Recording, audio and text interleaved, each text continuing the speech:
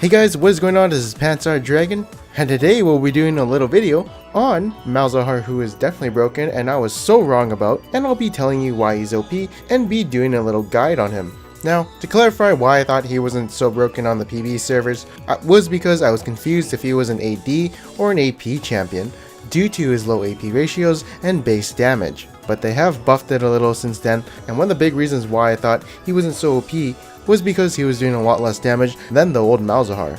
But I did know his objective control and clear speeds were very strong. Maybe I should have put a little bit more emphasis on that, and you know, in my gameplay video, he didn't really seem too OP I think, but now, on the live servers I've found out the right build, I've seen how powerful he can be, and now with all that being said, let's get started.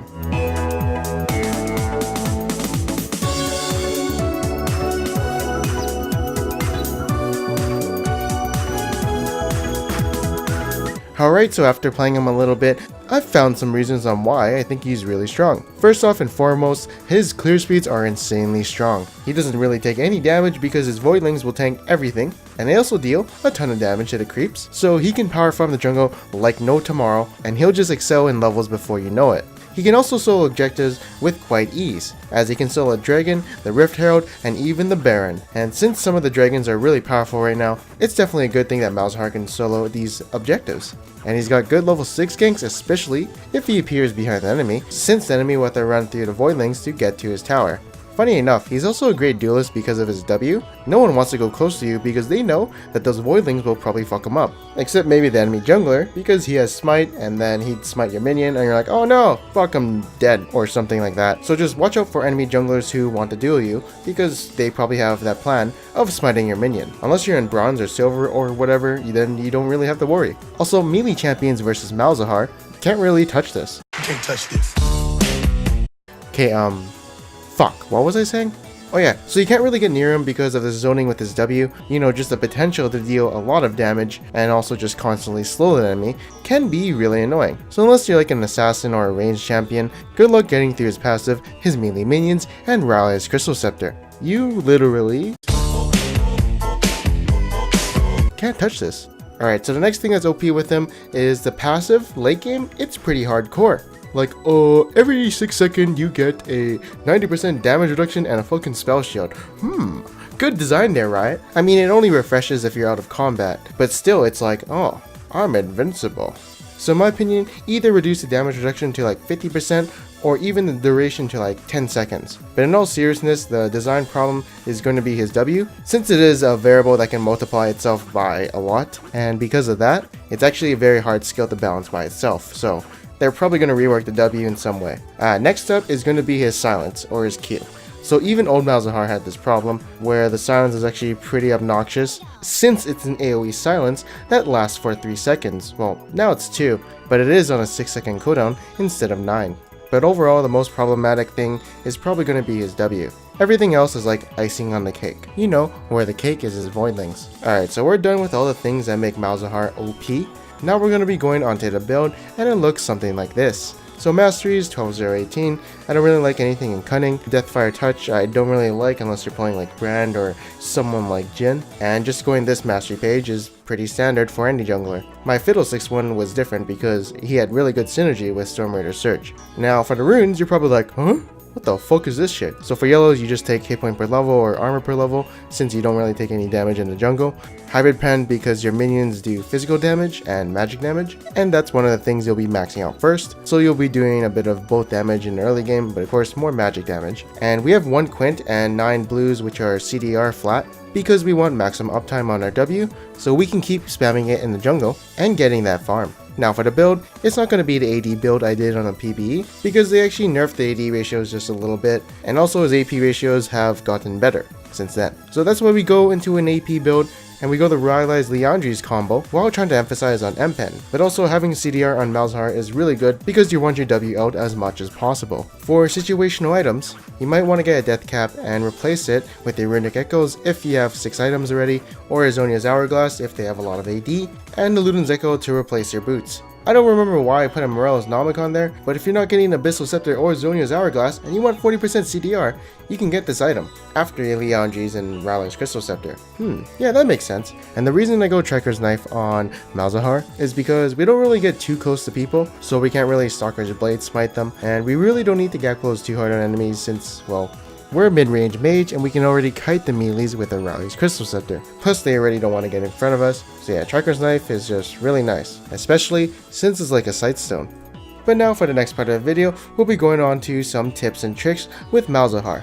Alright, so first off, you want to be as close as possible to the camp when you're using your W. The reason you do this is because your minions spawn around you and not off your last minion, which proc the multiplication. So you don't want that downtime of not auto-attacking where your minion is just walking to the camp. So yeah, in the jungle, just stay close to your jungle friends. Now for the next tip. I didn't really notice until Red Mercy actually told me, but your Q and R refresh the duration of your E. So this actually changed the way on how I play Malzahar just a little bit, as now in the jungle, you want to use your E and then you use your Q right before your E is about to run out. So you get an 8-second E going on onto the jungle camps, and yeah, your clear speeds will be a little bit faster. This is also very helpful for clearing the minion waves, and even sometimes I'll actually delay the usage of my R just because I know that I can refresh my E's duration when I use my ultimate. But those are really rare occasions where I'll ever do that. But it is definitely something useful to keep in the back of your head. Now you're probably wondering about the combo. Alright, so they actually made the combo a bit easier to do since there's a less priority to hitting your Q since you're maxing it out last. And now all you gotta do is hit your E and W and your R and you're good to go. Your Q is just a bonus because it will probably slow with Rowling's Crystal Scepter, and it also refreshes your E's duration. Oh yeah, and it also silences. Alright, so for our next tip, when you have 3 Voidlings, you can actually walk away from camps around level 9 and you won't even have to be there to do them. The reason behind this is because when you have 3 or more Voidlings, you have 50% more attack speed on them, and this is really nice because it's kind of like AFK farming. But before you do this, you have to make sure on how much damage you actually have in your Voidlings and if they can actually clear the camps. So sometimes you might, not even finish the whole camp, and this is more of an in-game kind of thing where you have to judge it based on how much damage you're outputting and to see if you have to stay at the camp a little bit more, or if you think your Voidlings can handle it.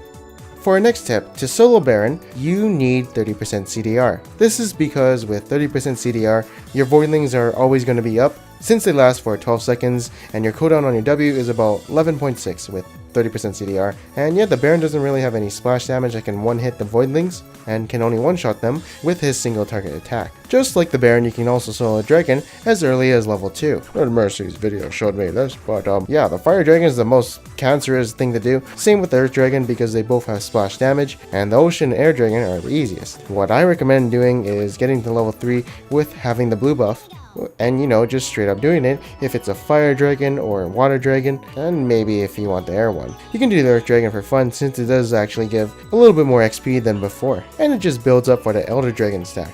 I still stand by my point that it is the shittiest dragon of them all, except for maybe when you have plans for Baron. But yeah, keep in mind you can do Dragon easily as Malzahar jungle, or even Malzahar mid lane.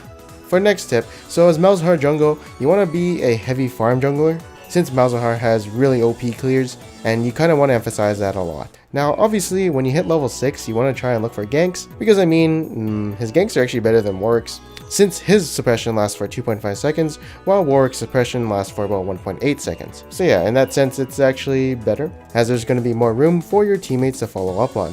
Next up is going to be a little teamfight tip. So basically just ult someone who you think is going to die. Before I had a lot of hesitation on who I should ult with Malzahar, but now it really doesn't matter because I feel like everyone's going to die, especially when your teammates are beside you, and your Voidlings are also very helpful for taking out enemies. Basically in teamfights you can just spam your spells and you'll probably win, but your W should be used at the right times, since it's the only skill that's on a fairly long cooldown. For instance, in conjunction with your E and R, when a melee champion is going on to you and you have your W to zone them, but mostly you want to decombine it with your E and R. And it's also a little bad to start a team fight without your W.